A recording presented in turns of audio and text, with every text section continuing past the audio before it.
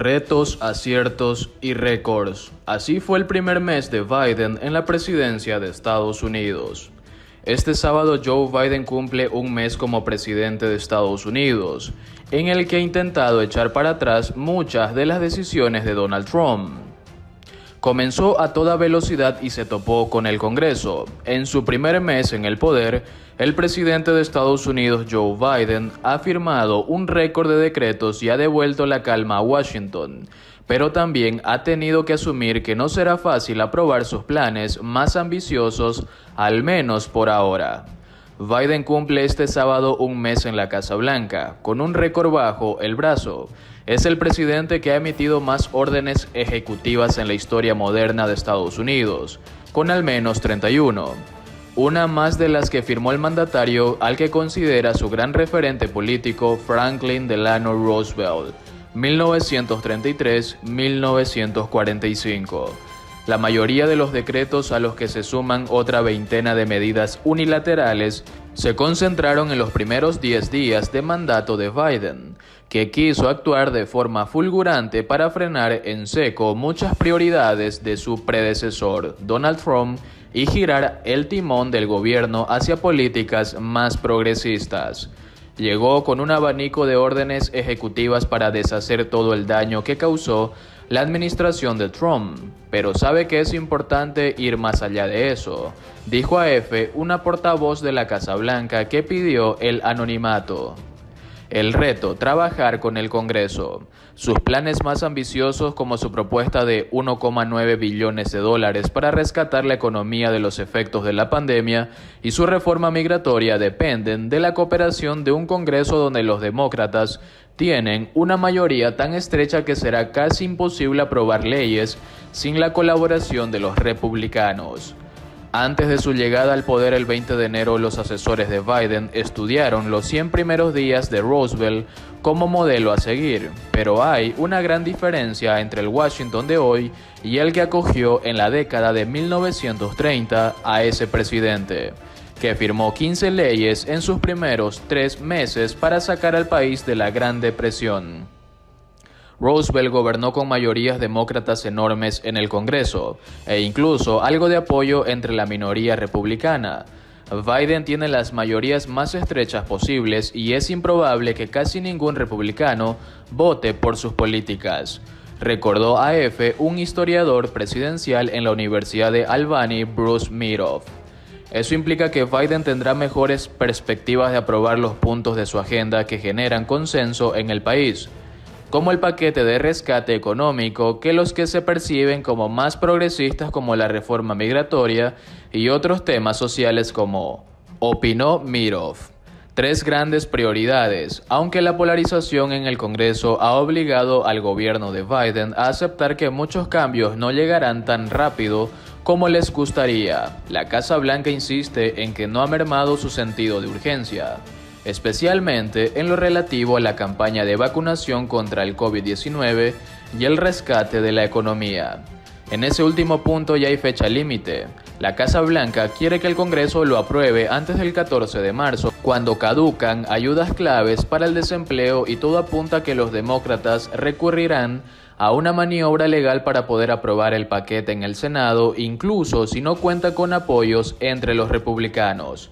Biden también necesitará la ayuda del Congreso, así como de los sindicatos de profesores, para la segunda gran prioridad de sus primeros 100 días, que terminan el próximo 30 de abril, lograr que vuelvan a abrir la mayoría de las escuelas que enseñan a menores de 14 años, ahora cerradas debido a la pandemia. En cuanto a la campaña de vacunación, Biden va camino de cumplir su promesa de administrar al menos 100 millones de dosis en sus primeros 100 días en el poder, y ha alcanzado una medida de 1,5 millones de vacunas administradas al día en el país, según la Casa Blanca. El gobierno está avanzando mucho en cuanto a la distribución de las vacunas, teniendo en cuenta lo poco preparado que estaba todo cuando llegaron al poder, aseguró a EFE Alasdair Roberts, profesor de políticas públicas en la Universidad de Massachusetts. La distracción, el juicio de Trump. Para Biden también ha sido frustrante que el juicio político por el asalto al Capitolio, que terminó hace una semana con la absolución de Trump, absorbiera casi todo el tiempo del Senado y la atención de Washington durante parte de su primer mes. Eso ha retrasado la confirmación de algunos de los nominados de su gabinete, observó para EFE Karen Hull, experta en la presidencia estadounidense en la Universidad de Virginia Tech. Hasta ahora, el Senado solo ha confirmado a 7 de los 23 nominados para el gabinete de Biden, con ausencias tan notables como los candidatos a secretario de Salud o de Justicia, frente a los 11 que se ratificaron tanto durante el primer mes de Trump como durante el primero de Barack Obama, 2009-2017. Del caos a la calma. En el plano internacional, Biden ya ha tomado medidas importantes como el regreso de Estados Unidos al Acuerdo de París sobre el clima, y ha asegurado a los aliados más preocupados por el aislacionismo de Trump que su gobierno está dispuesto a implicarse de nuevo en la escena global, incluida la lucha contra la pandemia. El caos que marcó el primer mes de Trump en el poder ha brillado por su ausencia en el mismo periodo de Biden, aunque su Casa Blanca sí ha tenido que afrontar un pequeño escándalo, el generado por un portavoz que tuvo que renunciar después de amenazar a una periodista que iba a publicar información sobre su vida sentimental. Y atrás quedaron los tweets con anuncios rompedores que definieron la presidencia de Trump. La cuenta de Biden en Twitter, @POTUS, solo emite cuidados mensajes con posturas ya expresadas por su gobierno. La mayor sorpresa es una aparición de sus perros Champ y Major o un video sobre la rutina matutina del nuevo mandatario. Joe Biden se estrena en la diplomacia con su mensaje de Estados Unidos está de regreso. Biden pidió a los aliados superar los problemas que generó la doctrina de Estados Unidos, primero del expresidente Donald Trump, y trató de convencerlos de que Washington está listo para retomar temas de la agenda internacional. El presidente Joe Biden pronunció este viernes su primer discurso dirigido a una audiencia internacional desde que hace un mes llegó a la Casa Blanca. Biden habló vía video ante la Conferencia de Seguridad de Múnich, que agrupa a altos funcionarios de seguridad nacional de todo el mundo. Estados Unidos está decidido a volver a comprometerse con Europa, una relación que Biden llamó la piedra angular de todo lo que esperamos lograr en el siglo XXI. Dijo Biden en una clara referencia a la necesidad de superar los escollos que dejó la doctrina de Estados Unidos primero de Donald Trump y que para muchos se entendía mejor como Estados Unidos solo. Nuestra asociación ha perdurado y crecido a lo largo de los años, porque está enraizada en la riqueza de nuestros valores democráticos compartidos, afirmó el presidente.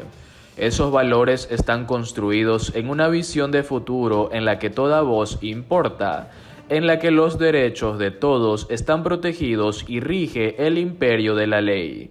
Y en muchos lugares, incluyendo Europa y Estados Unidos, el avance democrático está bajo asalto.